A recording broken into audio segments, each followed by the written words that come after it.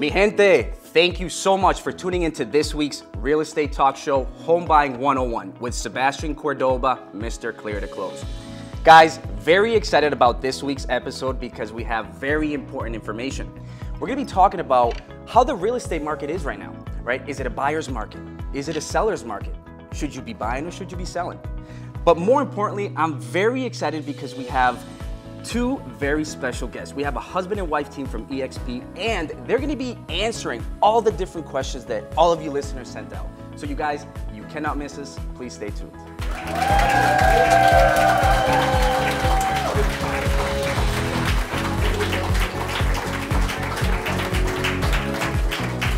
Guys, so without further ado, please, a big round of applause. Take out the horns, beat them horns, because I'm very excited about having William Vaquerano and we have Veronica Lujan, husband and wife team from EXP Realty, guys. So thank you so much for coming. Happy Thursday. We're excited to be here. We're excited to be here. Thank you so much, Sebas. Mr. Clear to Close. Yes, thank you, guys. And thank you so much for tuning in, guys, and coming here, right? So very important. So I want to make sure that everybody has a good knowledge and understands a little bit about you guys, right? So what do you guys do? How long have you guys been in the business? Tell me a little bit about you guys. Of course.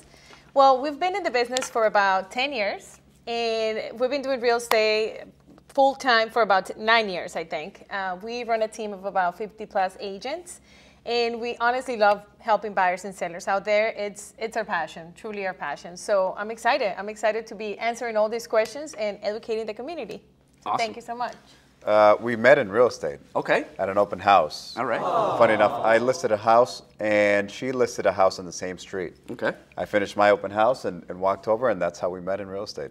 Get out of here. So let's just recap here, because what we're saying is we have a husband and wife team who are solid. They're producing, they're top agents, but the most beautiful piece is there's love and there's foundation that you guys have built. So tell me a little bit, I guess, about that. How neat is it for you to be able to work with each other, kind of be able to help each other grow to the next level and get that business on the same page? I always say that I'm a lucky guy to have met her.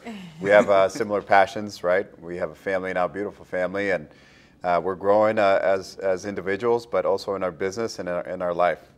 Awesome. And yeah, so I think we're blessed that we found each other in real estate, and we both enjoy it as much as we do. And like I said, our goals align, and we have pretty big goals to reach, so we're excited. And we never fight. We never argue. No, that's the secret. You just agree to everything your wife says to say yes, and you should be fine. We do see a lot of each other, Okay. but communication and mentors, they help us along the way. I mean, There you a lot of people only see the good part of it, but there is bumpy roads there that we have to get mentored through. Yes, That's beautiful. definitely. That's beautiful. So this is a strong relationship, and I think that most importantly, what I'm getting out of this is when you have a client in front of you, now you're treating them like family. I mean, you guys are working like a team, so I think that's what's kind of helping you guys get to the next level, right? So thank you so much. So what I definitely want to get into is all these different questions that we have from all these special listeners, right? And I want to get going with the number one question that I have here, right? So aside from the actual questions I have that I'm gonna read, you know, how do you guys see the market right now? You know, what's going on? Do you guys see any effects that the interest rates have had? How's the inventory? Please talk to us. Well, it's a great market. I feel like he was just talking to a client this morning about this specifically. Yes, their interest rates have gone up, and that has affected the market, obviously. But there has been lack of inventory as well. So a lot of sellers are like, is this a good time to sell? We always say the time to sell is when you're ready, right? Okay. But there is a lack of inventory that is causing, you know, competition for buyers as well. But at the same time, there is some great programs out there. I know you have some amazing programs for buyers, first-time home buyers. Yes. They could be affordable to buy and still secure that property. Awesome. So. Awesome. And it's natural to talk about whatever the media out there is promoting, because fear sells more. And the fear is the sky is falling. The interest rates are so high that everybody's staying back, the economy, this and that. But I think if you as a buyer or just as a person just educate yourself, right? Your situation is different than everybody else. If you know the numbers, if you sit down and just just think it through. Yeah. You're going to be a lot more comfortable with your situation in buying a home or whatever it is, right? Exactly. So just educate yourself, basically. Yeah. I love it, and especially when I have a client ask me the same question, I always reply is, if you have that opportunity, if you have that window of opportunity, take advantage of it, right? Because we don't know how much harder it's going to be for us to be able to lend to you guys in the future, right? If financially per month it makes sense and you guys are getting put into a better position, absolutely, it's better off to pay your own mortgage instead of somebody else's mortgage, right? 100%. So, awesome. So, ideally the spring market's coming up. We're at a market right now where how are you guys seeing it? I mean, are you guys already seeing kind of an influx of clients asking to get pre-approved or people looking or maybe selling? Kind of what are you guys seeing early spring market, please? Well, we just happened to list a property where we had this last weekend that it was, I don't know, -6 degrees out there. And we were like, we're not going to get much traffic. Well, the opposite. We got, I don't know, 70 parties come through this weekend to this open house. So people are still with in hand the warmers. need. Yeah, hand warmers. We have, a box of Joe there, giving it to our client, to everybody who walked through the house. So there is demand, right? Like everybody, like you say, they're paying someone else's mortgage. So people know that.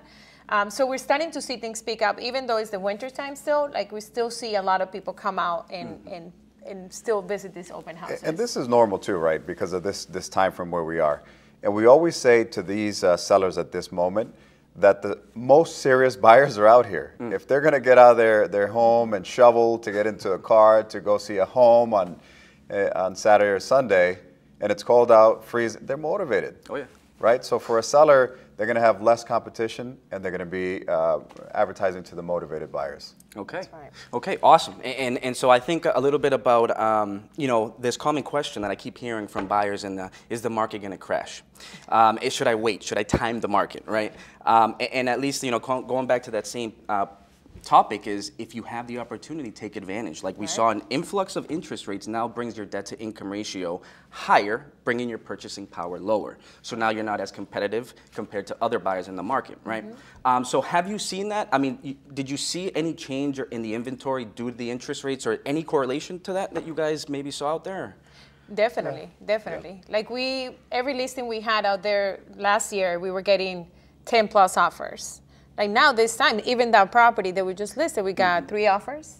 Wow. That's it. And we had 70 parties come through. So people are getting, I feel like buyers are more cautious because, their mortgage payment is high for that price point versus like 6 months ago. But yes. So there has been a change, definitely. Yeah. We've noticed that. Yeah, as an agent, we just have to make sure. Before in the past, you could have just put a number on there and it was going over asking. Didn't matter, right? But now it's even more important. Just to make sure that you know your competition and what the market's doing. It affected the inventory, of course, right? But there's still motivated buyers out there for sure. Awesome. And Will, Veronica, again, thank you, because I think the next piece is definitely important on if you're out there competing with a lot of other buyers, and you're out there actively searching and putting in offers. I think something that you guys are talking about is how important is it to have a solid team. To understand the market you're looking in and making sure your offer is competitive, right? Or maybe find you an off-market property. Is that something that you guys like to work off within a team? How do you guys kind of collaborate off each other? Well, I think, we follow certain, like we're working with at least 10 buyers right now. Nice. And I always tell them, look, be the first one to see the house if it's possible. Obviously, run the numbers with your lender so you could see different scenarios where you could probably offer a little bit more and secure the home. Also, maybe do a pre-inspection before you make an offer, pay a home inspector to pre-inspect the house so you could waive that home inspection contingency. Okay. You could also write a nice letter to the sellers, just letting them know who you are, who your family, what the intentions are. That has gotten us a lot of offers accepted, believe it or not. Okay. And then just maybe do tighter dates, like maybe quick closing, 30 days, 40 days. That always helps if the seller is looking to move out quickly. So I think those are some of the things that we use as strategies that we use to try to secure that offer. Awesome. The other thing to also think about, and this is for the agent and as well as the buyer, right, when they're working as a team, is looking at it through the viewpoint of a seller now, right? So for instance, we had 3 offers on that property in Peabody, and the top 2 offers were in contention. They were basically the same. Okay. The only difference, the major difference, I should say, not the only difference, the major difference is the agent was communicating with us almost every other day. Very in touch with us. Following up and always on top. Okay. And that gave us the vote of confidence that this person is going to be great throughout the whole process. So it's super important just connecting with that agent, because that can make or break the deal. And also finding out what the seller is looking for. If it's a very hot property that everybody's looking to get, great, let's find out about that seller. What are their timelines? What's important to them? Before we submit an offer, let's find out more of how we could tailor our offer and align with that seller's needs.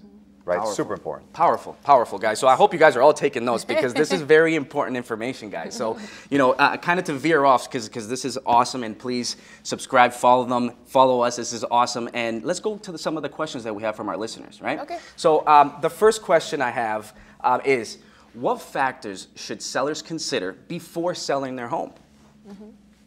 So I think, you know, one of the things we do when we meet with some of our sellers is we go through the house. We make a list of recommendations. We try to keep it where they're not going to spend a ton of money. So we go and make a list of things that we could point out that, you know, like moving furniture. Like we sometimes bring one of us stagers to do a walkthrough of the property, just to kind of move things around so the house is more welcoming when you have buyers coming through. Also, if the house needs a little bit of paint goes a long way. So we recommend, if we had a seller that had 7 different colors in the house. So we're like, let's just make it neutral and make it very, welcoming for those buyers to come in. Also, we liked curb appeal, right? Like, so even if it's a little cold out there, put some flowers outside, make it welcoming for those people that are coming to see it. What else can you think of? So we just sold a house and we bought a new one. It's our second time doing this. Congratulations, by the way. And what we had to do first is identify what type of house we wanted to get into, right? So as long as we're on the same page of and it was whatever she wanted, right? That was happy life, right? You got it. Very easy. So once we got that out of the way, right? Now it's prepping your home, and we always like to say, okay, when meeting with a seller and knowing where to price it and how to put the house together, it's looking at 3 different buckets. It's looking at the past, what happened in the past, meaning solds. We're going to look at the last 6 months of sales. And that's through the viewpoint of an appraiser. And then we're going to look at current, what's under agreement in the last 14 days. That's going to give us a story of what's happening now in the market. And in the future, what's competing against us? What's our competition? And within those 3 buckets, we're going to be able to see every property within that very closely. This is what happened in this type of property, this condition. And you're going to be able to align your property in those different areas. And you're going to know exactly where to be for a list price and a sales price. Amazing. Timelines and offers. And you could find out even information with the under agreements, what kind of activity those agents had, right? Multiple offers, how many people you had at the open house. A lot of information could be gathered before you even put your home on the market if you're looking for it, right? Thank you. So the awesome answers. I appreciate it. Next question that we have is, as an agent, what marketing methods do you use to ensure your client's home is receiving the most exposure at all time to sell? So great question. So it kind of ties up to what he was talking about, making sure to set those expectations where they should be with the seller. So one of the things we like to do is we're very connected with social media. Like I feel like a lot of those buyers might come from social media, so we make sure that we promote the property in every channel out there. So from Craigslist, even Craigslist, believe it or not. It works, bro. Yeah, YouTube, Facebook, Instagram, all those social media channels. We have a team that helps us with that marketing piece of it. But we also do cold calling. Like we promote the property. Let's say the property is listed on 123 Main Street in Marlborough, for example. We're going to make sure that we circle prospect in the whole area, just to make sure that everybody who sees a for sale sign in front of a yard knows that that property is coming on the market. So you might think the for sale sign is going to get you a lot of traffic, but it might just be the people that drive by in front of the property. So making sure that you prospect around it is very, very important. Wow. And past success also helps us create a marketing plan of action that works, right? So our mentors in real estate from our second year of real estate have taught us, and they keep up with trends, so we learn from them as well, what's working, what's not working, and we implement, and we take out, and then we adjust of what we do, right? But we know exactly what to do. Once the seller says go, we already have a plan in action, right? Timelines and everything else, from professional photography to staging to cleaning, and then marketing. That's a 10-day blitz of what happens. We don't want to leave any stone unturned, meaning At the open house this past weekend, we had 70 buyers show up. One of the buyers said, yeah, I found your open house signs. And they were looking, right? So we don't want to we don't want to skip a step. And then fear that, you know, that one step could have meant that one offer. And we only had 3 out of 70. So imagine every little thing adds up. Wow. Basically looking for every opportunity out there and taking and making sure you're reaching out. So I love it, guys, and please take notes because this is valuable, guys. And so the next question that I have, and I'm very excited because it just keeps getting better, right? So for buyers in the beginning of the home buying process, and now we're shifting over to a buyer's question, right? Right now, at least for a buying process, do you have any advice on the current market, right? So for buyers in the buying process, do you have any advice for them right now in the current market? Well, I shared something yesterday in my social media about how to get ready to start buying your home. Because buyers sometimes tend to think, I'm going to go and see a bunch of homes, and then I'll get pre-approved, and then I'll talk to an agent, and then I'll, you know, kind of skipping steps. So our advice is always, come up with a budget in your mind. Okay, let's say $3,500, that's how much I'm willing to spend. It's comfortable for me and my family. Then talk to a lender. Talk to somebody who's going to be running your numbers, making sure that your budget fits your family needs, and then hire an agent, interview an agent. We have a series of questions that we usually send to our buyers to ask, you know, if they're interviewing agents, so they know exactly that our person is going to be the right person to help them. And then, you know, obviously do the research on the property. Once you find properties, one thing that we do sometimes, when especially multifamilies, is we might go to the city hall, pull the jacket of the property just to make sure that everything is done correctly. And then just negotiate the process, you know, your offer, your home inspection, and then celebrate and close. Wow. It seemed like I go afterwards, so I could think of all what I have to say afterwards, right? I know, he's got an advantage here. Just waiting here, nice and quiet. Taking notes of what to say. You ladies first, right? So, yeah, have a vision of what your next home would look like, right? And then have a game plan. Let's meet with our team. What is a team? Find out what's a team, right? For some people, it might be the lender first. For some people, it might be the CPA first, or whatever it is. Just have it, know your numbers, exactly what you're looking for, and then look at your personal finances. Me and her know exactly what our personal finances is, right? And then eventually, it comes time to crunching the numbers down. You might have to make some sacrifices here, right? Like we were just talking about cable, how much people pay for cable. Yep. We only pay 80 bucks a month, right? Some people are paying 300. So you might have to sacrifice here in order to get exactly what you're looking for here. And the other thing I would highly recommend is not trying to hit a grand slam off of the first home that you buy. Okay. It could be a gradual thing. You could move into something as a starter home. And I highly recommend that, right? Because you learn a lot about the property and the buying process and real estate ownership. And then you could carry that equity and that everything that you've built up over to the next house. And that's the beautiful thing about real estate. Amazing. And then bring that experience to the next home, like you're saying, and continue to grow from that. That's amazing. I mean, and advice coming from my piece of it is definitely, yeah, I mean, take care of the 4 factors, or, you know, that we look at for a pre-approval. It's the credit score, it's the employment history, it's the income, it's the down payment. And then we also look at the collateral, the property, which you guys go out there and search and help the client look for, right? So, another big hot topic that I'm coming across, or maybe some mistakes I'm coming across, is self-employed borrowers, right? So, yeah, they have a double-edged sword, right? They declare too much income. They're going to qualify for a nice amount of home, but they're going to have to pay some tax, right? So, very important for them to work with a good loan officer, with a good CPA and accountant to understand and making sure that they're preparing themselves to be able to buy a home this year. That's right. So, love the answers, guys. The next question that we have is, the biggest subject in real estate right now, okay, is interest rate. So is this still a good time to buy? Well, that's an easy one, right? Because we're buying. That's like the elephant in the room, right? This giant elephant called interest rates.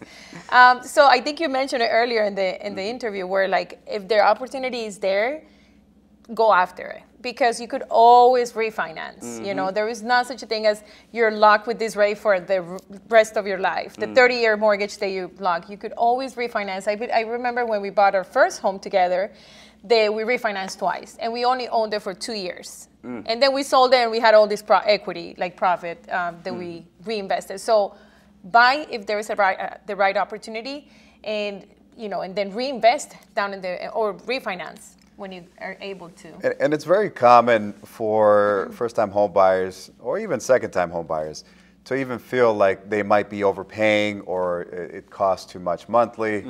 But it's funny how we follow up with our clients year after year, and they say to us, and it's very normal, they say, I wish I did it sooner. I wish I did it sooner. Yep.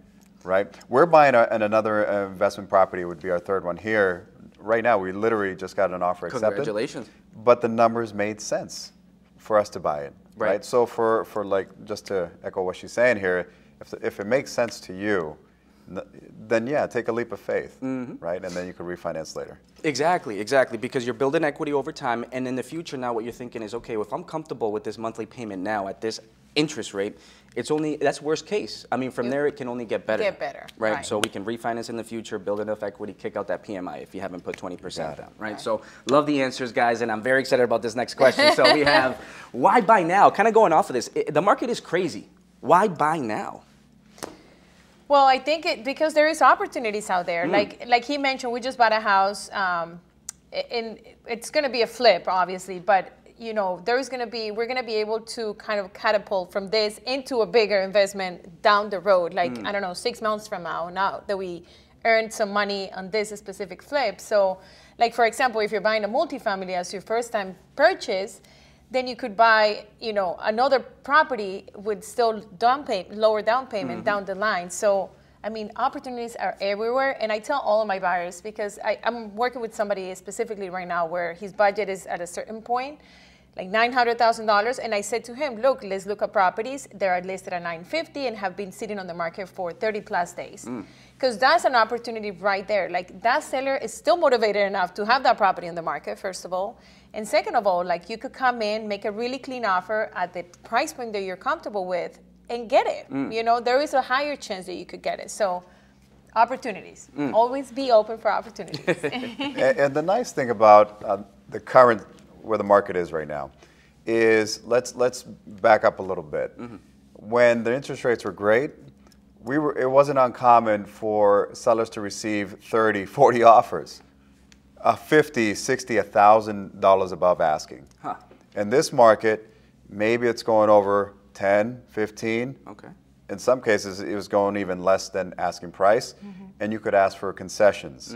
You could ask for things that 6, 8 months ago, your offer wouldn't even be considered, not even looked at, right? So this is a big opportunity for buyers right now. Just know that there is pockets here, and if you're not finding anything where you're looking, maybe you just got to look over the next town over. There's opportunities everywhere. I love it. It's almost like Warren Buffett said. It's like when everybody's running one way, well, kind of take a look at why everybody's running, and there's opportunities out there. You got it. Right? There's always opportunities that way, right? So love the answers, guys. The next question we have is, all right, and we're kind of already touched a little bit on this, but what pitfalls or what other mistakes should buyers or sellers, let's kind of combine both of them, avoid in the home buying process?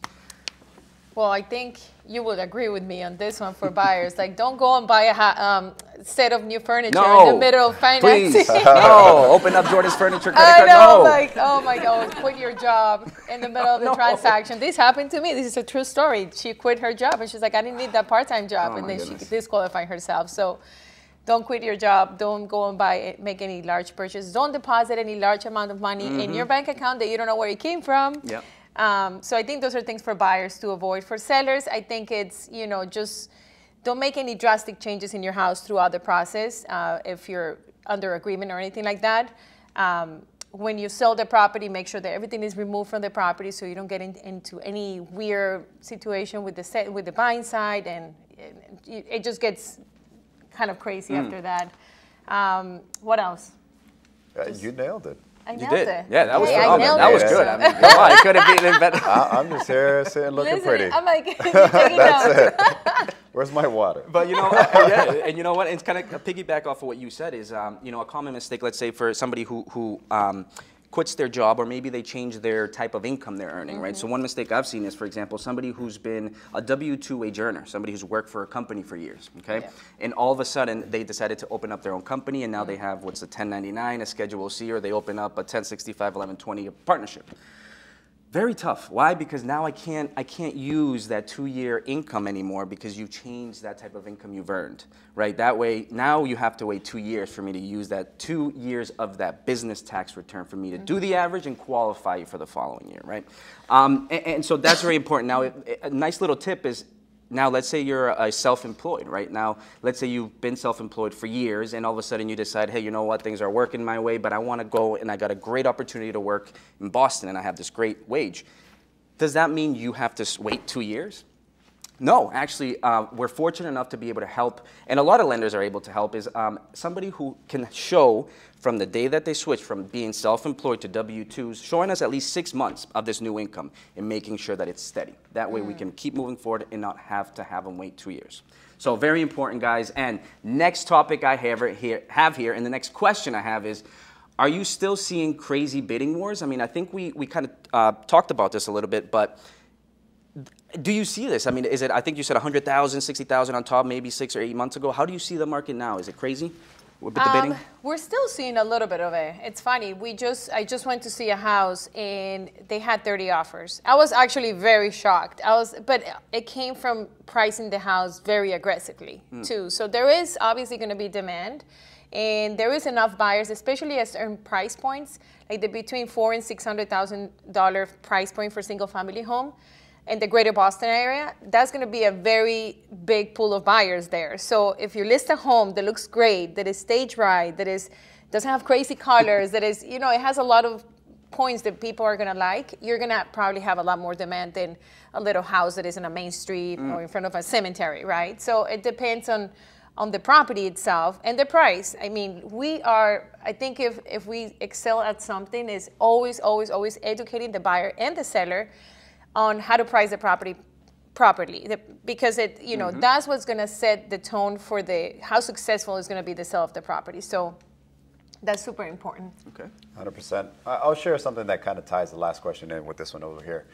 There is areas where there's going to be certain bidding war situations, and just know if you're buying or selling, you're going to get a lot of advice out there from family members, from friends that may not have recent experience. So just know that when you collect that information, just do a lot of research on there, because unless they own property and they're selling in the same neighborhood, in the same street or same area, they probably don't have recent experience, and you're going to hear all sorts of either good or bad stories. Yeah. Like, I think this just happened to us, right? Yeah, it happens all the time. It happens all the time where it was a really nice couple, and the father was there, and he kept adding, comments about the properties that he was visiting, like almost like the houses weren't worth that much. And at the end of the day, they got super overbid because they listened to that advice versus like, I'm showing you the comps, the activity, because that's one of the things, right, that we do with the buyer. Like, okay, I'm going to show you the comps of the area, what has sold in the area. So at least they know if a property is listed at a certain price, it might end up closer to $50,000 over just because that's what's sold in this neighborhood, similar condition. So amazing, amazing. And that's awesome. So basically, and I love that, because the next question ties into that exactly, right? It's actually, right now, what are you guys seeing? Is it a buyer's market or is it a seller's market? I think it's shifted a little bit. I feel like when the interest rates were in the 2-3% range, it was definitely a seller's market for at least 3-4 years strong, especially after COVID.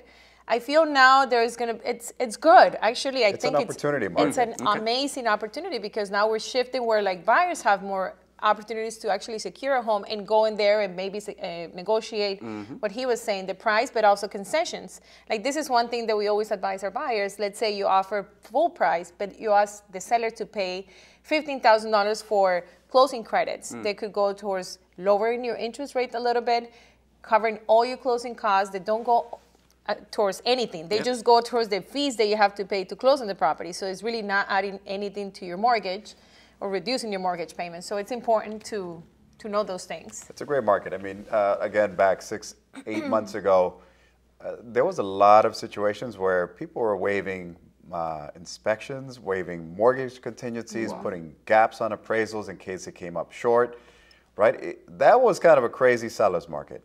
Now it's an opportunity market that you have the opportunity of asking for those things that you weren't able to do before. Yeah. So you should be much more comfortable as a buyer, knowing that, okay, great, I could get an appraisal. I could get an inspection. I feel comfortable with that, right? And sellers, they have the opportunity to sell high, you know, in certain areas. So you still have an opportunity. That's amazing. So, I mean, I think it's a market of opportunity, like you're saying, not only for the buyer, but for the seller as well. I mean, I think everybody's winning in a bit, 100%. Right? Awesome. So next question, and this is awesome because I feel the momentum's going great, guys, and I feel like the answers are just getting better and better. So aside from the price, what other factors can set your offer aside from others? Great question. So one of the things, I think he mentioned this a little bit earlier. So I think making sure that you find out what the seller needs are. Like that's one thing that we loved. I love calling that listing agent. I want to be your friend. Like some people are afraid and they just text you and they don't really communicate with you. Okay. We want to be your friend, your cheerleader. I wanted to sell that home and I'm going to help you put this deal together. So how can I help? So then we try to find out what the seller needs, what dates they want to close. They might not want to close soon. They might want to close later, you know. So if you know that, your offer is going to be better than other offers. And also contingencies. Contingencies are always, you know, things that you have to consider. If you're comfortable with waiving your inspection, maybe do the pre-inspection like I mentioned before. This is usually half price for the home inspector because they just do like a quick 1 hour walkthrough. They don't give you a report, but they tell you exactly what's wrong with the house. So it's a great way to be able to feel comfortable waiving that. And then the mortgage and appraisal contingency, which, like he said, I don't think it's a market where you need to waive those things. But if you're competing against a cash offer, then it's almost like, and it's the same price, your offer will probably not be the best. Okay. So just finding out from the listing agent. I'm just going to give a one-word answer. Communication. Communication. That's it. Communication. Love it. All right, maybe more. But it's super important. And we always do that, right? Even on the listing side or the buying side, because you're going to be, let's say, married throughout this process for 45 days, 60 days, and you want to make sure that you could communicate with the other side, right? We've been in situations that it's been awful trying to get to the other side. We just had a closing where we couldn't get across the other side.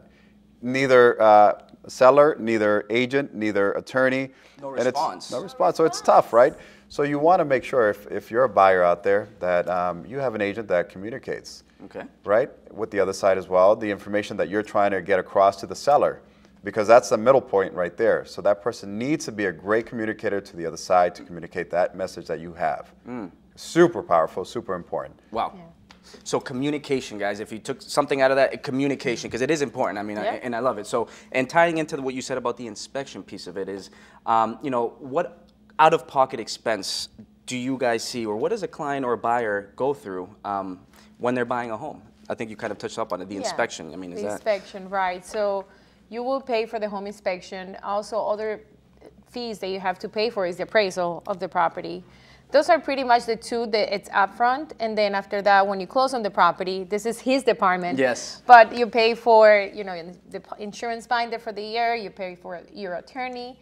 When you are working with a buyer's agent, you don't pay the agent yourself. You actually, the agents get paid by the seller. Okay. He pays both buying and selling agents, so you don't have to worry about paying. So just to recap, you're saying a buyer does not have to pay for their real estate agent. No. So they can have a professional work for them for free. Exactly. So if you have your family member that just got licensed, you might want to use a seasoned agent who's actually going to help you get the right property and negotiate the right terms. So that's also part of that's not part of the fee. That's something just so you know. And then the lender, you're going to pay the lender, whatever the lender fees are, and then the attorney. So an attorney is always going to represent you when you're buying a property, which is great. And I think that's it. That's all you have to pay as a... That's all you have to pay. Yep. Unless Sebastian wants to add something there that I forgot. I mean, unless they want to pay us too. No, that'd be great. That'd be great. We'll put it on their tab. So no, I mean the next question, and I love it because it's about renters, right? So let's say, for example, anybody who's out there who's looking to buy a home and they're currently renting, right? And you see how rent continues to go up. What's an advice that you would want them to know how they can better prepare themselves to be able to become homeowners in the future? So that's a really good question. I feel like a lot of the renters that we've helped in the past have become homeowners. Because if they have good credit and they're coming up with first, last, security, broker's fee, all those fees that sometimes they have to pay, which is crazy, they could come up with a down payment, right? So we always check in with them like 6 months into the lease and say, hey, how is your job going? Are we still having the same job? Are you there for 2 years? And you pass them on to your lender, to Sebastian, so they could start getting prepared on their financing part. If the credit is not great, we know repair credit companies that could help you get those points up. It could be as easily as paying off a credit card. So you want to be in control of your finances when it comes to your credit and your income, and then just making sure that you're keeping track of that. So then maybe when you're done with your lease, then we could really get you into your first home, which what Will said, it doesn't have to be your dream home. It could be just that first home that is going to get you closer to your dream home. So, and for a renter, am I looking over here? A renter, pay attention here. If you're renting, you are paying a mortgage. It's just not yours. Somebody else's, right? And if you stop paying that, then guess what happens? You get kicked out. So the same fear that most renters have is, well, what if I can't pay? Well, the same thing happens if you can't pay the rent. You get kicked out. Right? So either by your bank or by your landlord. Yeah, I mean, just it depends. and the other thing is that some renters feel like they're stuck because let's say 6-8 months ago, a buyer couldn't buy. They ended up renting. They got locked into a 12, 24-month contract, whatever it is, lease. Look into that lease and see if you could sublet it, right? Or talk to the landlord and see if there is a way that you could kind of get out of it, right? Communication, like communication. That's all it is, and then get comfortable with your numbers. That's it. Right. Awesome, and I think very important is for everybody who's renting is it doesn't hurt for you to reach out to your local lender. Reach out to me. I mean, ask and find out first where you stand, right? Yeah. Can you buy now, right? And if not, what do you have to do to get yourself prepared to buy in the next year or in 2? But at least you're making that first step, that initiation, and asking, okay, what do I need to do to qualify? What's the minimum credit score? What's the employment history, right? And then more importantly for us is how much can I buy is the common question. How much can I get out there and look? And it's all about the numbers. It's the credit, the employment history, like we keep talking about, the debt to income ratio. Right. And that's where important of understanding your finances and being able to save for that down payment. Exactly. Right? So love that topic because it is something that is very important, and I think that somebody who is renting should definitely reach out to a professional and get some advice.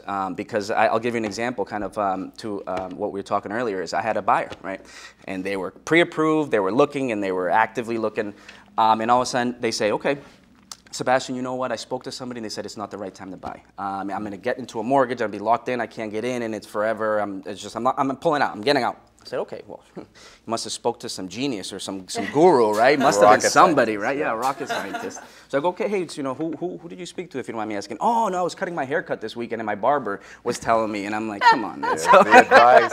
There's the advice. So you were saying something, and I thought, the advice that you get, right? Just make sure it's the right advice. Free advice is everywhere. Yes. Make sure it's the right one. The right advice. Correct. And I love it because, yes, surround yourself by a solid team who's doing the right thing, who's actively out there helping home buyers and families getting to that home, right? So next question, keep moving this forward, I do have is, how do homeowners, right, know when is a good time to sell? They call us. And we tell them. Call it or text or email, text. Text me, call me, I don't know, like smoke signals, whatever you want to do, I'll tell you. No, I'm kidding. Obviously, there is better times to sell than others, like anything, right? So springtime is usually the best time to sell a property. But I always say it's when you're ready, because you might not be ready in the spring. You might have to make a move sooner than that. So how do we get you the max amount of money out of the sale by listing in a different time, than the springtime? So one of the things we do is we're very careful how we treat, like he was talking about our marketing plan of action. We get the house ready. We build the marketing around the property in terms of, photography. We have a cleaning crew that goes and cleans the property. We pay for it. We invest on the listing prior to even going live. Wow. We take a video, we take a drone, then we go on social media. We promote it for 7 days on Facebook ads. Then obviously we do a staging consultation if the house needs a little bit of help. If it's completely vacant, we always highly suggest to put a little bit of furniture because the spaces tend to look bigger if you have some furniture inside. It's crazy, but we've proven this theory so many times. We take some amazing photos of the outside, we edit it, so we make sure the house is ready to sell. But to your question, the best time is spring, but you can sell anytime. Right, no, she hit it, nail on the head, where we can't decide that for somebody. Whenever that person is ready, and it's usually a life change or something that's motivating them, maybe they need a bigger house or downsize, it's whenever that person's ready. They don't care about the market. Usually they don't care about the market, right? Somebody that says that, I just want to test the market, well, we really got to find out what's the motivation behind that, right? Because there's so many other factors, but the best time to sell it, we always say it is whenever you're ready. Okay. Whenever you're ready. Whenever you're ready. I love it. Whenever you're ready, guys. So, you know, and actually, so why should a for sale by owner use an agent? Oh, that's a good one. It's a great one. Because they leave so much money on the table when they don't. Okay. So I'm going to go on this one because 15 Linden is a property that we just had the open house. They were trying to sell it on their own, and we respect that. We understand what their goal is. They want to make the most amount of money. That's natural. Everybody does. Most people do, right? They were trying for about 4 weeks to do it on their own. They got an offer of, let's say, close to what they were looking for, but not exactly what they were looking for, but just close. And at that point, they went under contract for a week. They fell out. The buyer wasn't qualified, right? Every step of the way, I was in contact with this person. Eventually, they gave us the listing. They took a leap of faith. Nice. And not only did we get it under contract, but we got way above what they were looking for. And we vetted everybody. This is the communication with that agent that we were talking about. And they're happy as can be. This is only one of the examples, right? But I would say for a for sale by owner is just meet with somebody. Yeah. Make sure that they're highly qualified. And then just listen to what the market's doing through the lens of the appraiser, the under agreements, the actives. And again, just you know your number, right? So as long as you could get that number with working with a professional, then wouldn't it make sense just to meet for 15 minutes? I'm available today or tomorrow. When do you want to meet? I think we specialize in for sale by owners, honestly. Like, we know that they need help. They're raising their hand. I want to sell my house. I'm trying to do my best to save money on the commission, which is understandable, like he said. It's just sometimes they might leave money on the table by trying to do it themselves. It's like he always gives this example. If you're going to a cardiologist and you're going to get surgery, do you want your brother or sister do it to you, or do you want a professional who's going to do an amazing job, right? And so it's almost the same thing. You want to hire somebody who's going to, first of all, you don't pay that agent until you're completely happy with the sale. So you want to make sure that you know that the person is knowledgeable and that they're going to do a good job, but they also are going to get you the most money on the sale. So. And that's awesome. So what you're saying is, you know, you're really doing a lot of work in your due diligence before you even put this house on the market. Right. Where maybe a for sale by owner doesn't have all the resources, the time, maybe they have a full-time job, right? That's not their expertise. But you can actually get, let's say, an off-market audience before it gets on the market. Definitely. That's powerful. I mean, what you're saying is, you know, work with a team, somebody who has that type of experience to get the most exposure out of that listing and get the most bang for your buck. Exactly. And just to finish it here with this one, and it's not only for sale by owners, sellers in general, let's say. We have to make sure that we could deliver on our promises, right? So sometimes when they give us a price that they're looking to sell the property for, there's something that we can't accomplish, and we have to be honest with them. It just happened also in South Boston, where what they were looking to sell for wasn't possible right now at this market, so we called and canceled the appointment. And this could be not only for sale by owners, but everybody else in general. And they respected that. They respected that enough to say, you know what, I'm going to be in contact. If it doesn't work out, we'll meet.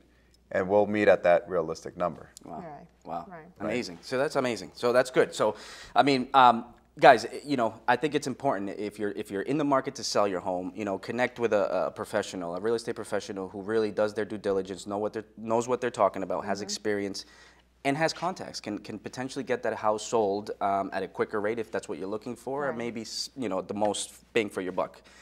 So awesome. I appreciate the answers, guys. And you know, what can a homeowner do to increase their home value, right? So what's something that, you know, they're getting ready to sell and they reach out to you guys? What's some tips? Hire her. Where do I sign? Where do we sign? Just hire me and you're done. You're done. No, I think it's, getting the house ready. I think it's important. We had a situation, I think with this property that he's talking about, where they were trying to do it on their own. And again, with the paint, like there was paint, different colors, like little things. It's crazy what a little adjustment could really do to really get a better price on the property. Like she had the property on the market and she only had a few showings, and the property was available to everybody to see it, and nobody was really visiting the home. And every time somebody came through, they ran out because it was visually wasn't pleasing. Let's say that. So make sure that like we do a walkthrough of the property. If there is furniture already, we might move, we might declutter, depersonalize. I remember when we sold a property, our own personal property. We have 3 kids, so imagine that. And a dog. A dog. And we're 5, and this house was 1,200 square feet, so there was stuff everywhere. Wow, yeah. So we made sure that every corner of the house was completely decluttered. We have beautiful photos of our kids in their fridge. We removed all those photos. They came in their cabinet. Nobody needs to see photos of our kids. Those are our kids anyway. So you declutter, you paint, you maybe make it smell really nice. I used to see this in the commercials, bake a pie or something, or bake cookies, leave cookies out for the buyers. Just little things like that would really help you enhance the experience for those buyers when they come through. This is a Super Bowl for a seller.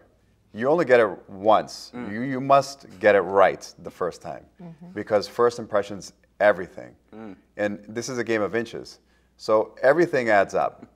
And I was going through this with somebody at the office, a great guy, Sam, he's an agent also, where, the smallest details, if we know that the majority of decision makers are females, let's say, we want to make sure to highlight those things online first to get them to the property.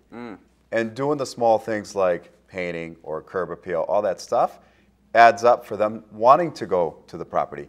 And then once they're there, the experience there is a whole different set of opportunities for us to showcase the property itself.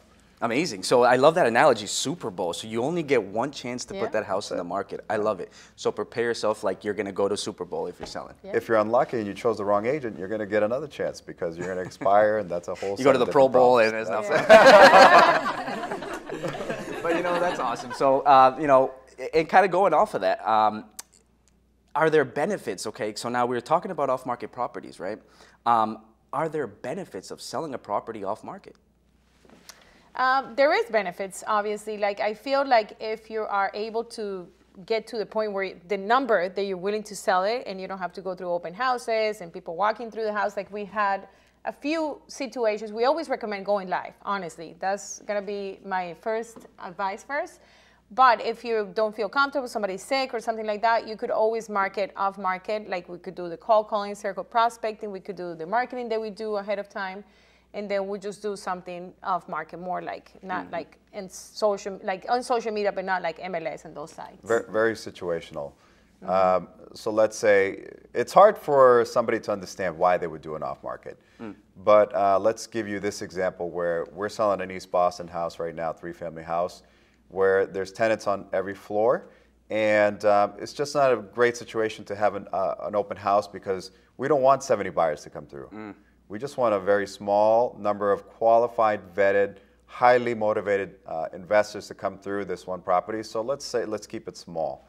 If we go live on MLS, everybody's going to show up in buses, right? So in that case, we don't want to go live. The seller didn't want to go live, right? We want to keep it off market. But in other cases, most of the times you're not going to know what the true value of the home is or what it could bring unless you kind of go live. Right? We always go live, even in our personal properties. Yeah. Okay. The nice thing about showing the property, we just talked about this recently on another video, where the nice thing about showing the property before the open house, even if you're not accepting an offer, is you get to kind of get feedback from the showings leading up to the Super Bowl, let's say. Okay. So you're collecting data from those buyers that weren't interested, whatever it was, and you could course correct before the Super Bowl. Make those adjustments here and there, right? Amazing. Amazing. So, and I think the topic, like you said, is the tenants, because that can be tough. If you're showing the house every day, or people are wanting to show the house every day, you kind of have to also work around your tenants. Right. Or even COVID, right? I mean, it's still relevant, and people sometimes they don't want that big circus show, right? Yeah. That's we right. love circuses, but Oh yeah, no, el circo. So, and we're winding down because I know we've hit you with a lot of questions, and I appreciate all the knowledge you guys are sharing because this is valuable. So everybody's taking it in, and you're all taking notes. I know you guys are. But the next question is, right, if a buyer is looking to purchase a condo, what should they consider before buying? Good. So I think let's say when you're in a smaller budget and you have to focus on just buying a condo, which is great. It's now your forever home. You're gonna sell it and buy a single family home later. I think the most important thing is making sure that the HOA, the Homeowners Association, is strong. That there is not a bunch of people who owe their monthly payments, that there is meeting minutes done every year. If you could get a copy of the meeting minutes to see what they're planning to do, so there is no any crazy pending assessments coming in the next few years, because that's going to affect you directly, where you're going to have to come out of pocket with some expense that they planned 3 months ago and you weren't even the owner then. That's going to be your responsibility. So it's very important to review your meeting minutes, assessment if there is any reserves, because if anything comes up, you want to make sure there's a healthy reserve fund. Okay. So those are all things that an agent could help you gather. Like I always make an offer contingent upon reviewing condo docs with the attorney. Very good. So they could really pull all the information. With the lending side, you want to make sure that if you're a FHA, especially that property is approved, it's been approved by FHA. Yep. Because sometimes it's very tricky with FHA. So you want to make sure that that's clean and and that is mostly owner occupied. That's another thing, because if you have mostly renters sometimes don't take care of their outside and the areas and the community itself. So you want to make sure that it's at least 51% of more owner occupied. Yeah, that's basically it. I mean, there's a management in most cases that takes care of the complex and oversees everything, right? So that management piece is super important, like she's saying. And the association, the whole community is tied to a monthly fee to maintain that property. So what does that monthly fee include, right? Most of it just includes the usual, which is water, sewer, but sometimes they include heat. So for a renter looking at condos, if they think it's too high, then maybe the heat is included. So you could start looking at the numbers right there. But yeah, the association is huge. And that's a very good point, because so think about that. What you said, there's an extra cost per month for you to have this condo association maintain the condo neighborhood, right? So yes, like you said, cutting the grass, the snow removal, the salt, all that good stuff. But for me as a lender, and you touched up on it, Veronica, about an FHA, is you know, if you're pre-approved for an FHA, you have to make sure you're working with your realtor and your lender, so you understand that, hey, maybe this condo is not FHA approved. So a lot of buyers get upset and they say, well, you told me I qualify for this amount. Why can't I buy this condo? Well, it's all about preparing everybody and understanding is, okay, if this condo isn't FHA approved, and if we can't do an on-spot approval, then there's another way of purchasing it with a conventional loan, right? But another big mistake is, for example, people say, well, I'm qualified for this amount, right? But this is a condo. Now, the way we pre-approve somebody, it's pretty neat, because yes, the purchase price is very important. We always look so that way you guys have a tool and know where to look at the range. But more importantly, the way we look at it is, what's the monthly affordability, right? What's that debt to income ratio, the maximum amount that you can afford per month? There's a certain percentage, right? And it depends on which loan program you're going to be able to qualify for to be able to buy, right? So think about this. If you have a monthly payment of $3,000, and that's the maximum you can qualify for at a single family, and all of a sudden now you're adding a $350 condo fee on top of that. You say, Sebastian, but it's the same purchase price. You told me I can qualify for that. No, there's a different monthly cost to this property. Right. Condos can be more expensive. That way, please work with a professional so you understand if you can purchase a condo or what you need to do in order to get yourself into a condo. That's right. So do you recommend buyers offer the full loan amount? Why or why not? So are we talking about the pre-approval amount, like the full pre-approval amount? Yeah, so for example, let's say I say, hey, this person's eligible to purchase at $650,000. It comes down again to the buyers, you know, how much can they really afford? Because, you know, one thing that I like to do with my buyers, is let's say if they're looking at a property between 6 and 7, I want our lender to run numbers at 6, 625, 650, 675, 7, right? Like the different scenarios, so at least 6, 650, and 7, because then they really know, like, if it's really affordable to them. Also, like, there's certain neighborhoods that are going to have better taxes. So, like, for example, Peabody, where we live, the tax rate is lower than Lynn, which is like the town next door. So you want to make sure that you're constantly, like, checking in with your lender to make sure that if you're going to go up to the max that you're going, then maybe we look at a property that doesn't have taxes so high. So it's like for example, if you live in East Boston, you have a tax exception that you could get lower taxes. So, you know, that's an opportunity that you could look into as well. So depends, yeah, there you go. There you go, next He's question. going to skip this one. Exactly what she said. But no, I think to go off of what you said, I mean, let's say that's very important because there is different costs to each property, and especially different towns and cities.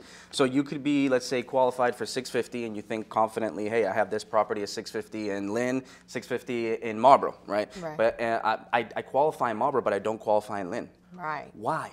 Right? You told me this purchase price. Why? Yeah. Well, you know, it's all about the monthly affordability. It's how much of a monthly payment you can afford in relation to your income. Right. So my job is to try to extract as much income as I can that we can show on paper, right? But at the end of the day, it's your decision to decide how much you want to pay per month. Right? Exactly. Tell you the maximum, but please sit down, understand the number. So you're not calling us to want to sell your house because you have to. It's because you want to move to the next property and continue to grow financially. Exactly. Right. So, you know, kind of the last question I have here, taxes. What don't buyers know about property real estate taxes? Well, she just hit it on the certain towns have that exception that they could reduce the taxes down 20, 30%, 40%. So certain towns, you just want to make sure that, okay, can I qualify for that? What do I need to do? And another thing is like assessment, right? So people tend to think like assessment is the same as value, the market value of the property. So let's say this has happened to a lot of people. Let's say in 2019, the market value was lower than what it is right now. So every year, the town will send out assessors to go and assess the town. And based on that assessment, they're going to charge you taxes. So let's say it's like a certain amount times whatever the tax rate is for the town. So you almost want to, don't buy the nicer house on the street if you don't have to, because then the taxes are going to go up on that street and it's going to affect you directly. Because every year the tax that you have is going to go up a little bit. So just, you know, knowing those little things, like I know by head, like there was a few times they have really high taxes. So try to maybe stay in a town that doesn't have as much as high taxes as some of them. So we could help you with that, like determine what towns are better. Every town is different. Yeah. Every town is different. With the discount of the taxes, in most cases, it's not automatic. I remember meeting with a seller in Malden that he was living there for maybe 6 years, 7 years, never went to City Hall, so throughout his ownership, he never got the discount, right? So that's money lost out the window. So ask, I mean, work with somebody who can show you that, and you know that. Exactly. Wow. So, you know, after all these questions, there's so much information. I appreciate it. I mean, this is awesome, guys. You know, and you guys, I know you guys are tuning in. I know you guys are taking all this in. But before we let all you beautiful people go, you know, what's kind of the last piece of knowledge, advice, suggestions that you want to leave our listeners with? But more importantly, what's the best way for us to be able to reach out to you guys? Well, you could call us, and you could reach us via social media. Like I said, Veronica Lujan and William Vaquerano. We're on social media. The last piece of advice is build a team. You know, when you're buying or selling a home, this is super, super important. It's the biggest investment of your life. Like, you know, don't mind me. It's not a car. It's not a motorcycle. It's your house. So make sure that you're working with the right professionals that are going to guide you through the process. Because it could be, you know, a very enjoyable journey, or it could be a nightmare. So you want to make sure that you interview the agent, you interview your lender, your attorney, your home inspector, that you're prepared. So when that time comes, that you're like, okay, I have my A1 team to go through this. 100%. And pay attention to where the advice is coming from, right? They say that you're the average of the 5 people you hang out with the most. If you're hanging out with your barber and he doesn't have any properties and you're getting advice from them, it's the wrong crowd to be hanging out with, right? So if you're a buyer, talk to buyers. Hang out with real estate agents. Go to classes, courses, sign up, getting all the information. Eventually, you're going to start to feel like you own a property already. Or if you're a seller, make sure that you meet with appraisers, with real estate agents, or sellers that sold recently in the area. communicate, right? Don't stay on an island. Make sure that you're getting the right advice. Awesome. And again, what's the best way for everybody to reach out to you guys, please? Well, come to the house. I mean, we're local. Phone number, email, tell us. Our phone numbers, 617-842-2088. That's it. And guys, thank you guys so much for coming. Honestly, it's been a special show, full of knowledge, so thank you guys. I look forward to having you guys here again, right? And everybody listening, you heard it here first, right? So thank you guys for tuning in. Please like it, share it, subscribe it, and we'll see you guys next week. Thank you so much.